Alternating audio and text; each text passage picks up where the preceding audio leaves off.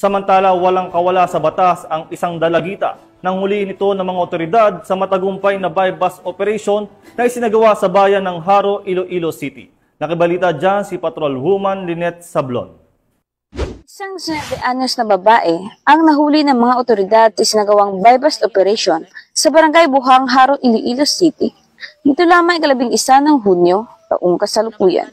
Kinilala ang suspect na si Alice Janelle, single, at residente ng barangay Fajardo, Iloilo City. Ang operasyon ay isinagawa ng mga operatiba ng Iloilo City Police Station 3 sa pamumuno ni Police Captain Mary Jane P. Panes, officer in charge. Nakumpiska mula sa suspect ang 6 na plastic sachet ng hinihinalang shabu, isa bilang buy-bust item at 5 pa sa kanyang pag-aari. Kasama rin sa mga nakumpiska ang 2,600 pesos na buy-bust money at ilan pang non-drug items. Tinatayang nasa 40,800 pesos halaga ng droga ang nakumpiska mula sa operasyon.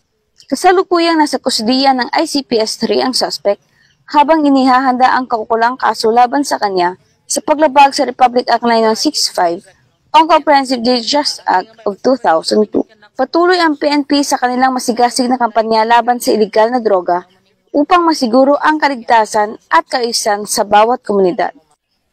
Mula rito sa Western Visayas, ako niyang tenant correspondent, Patrolwoman Lynette Sablon, alagad ng batas sa tagataguyod ng Balitang Pulis.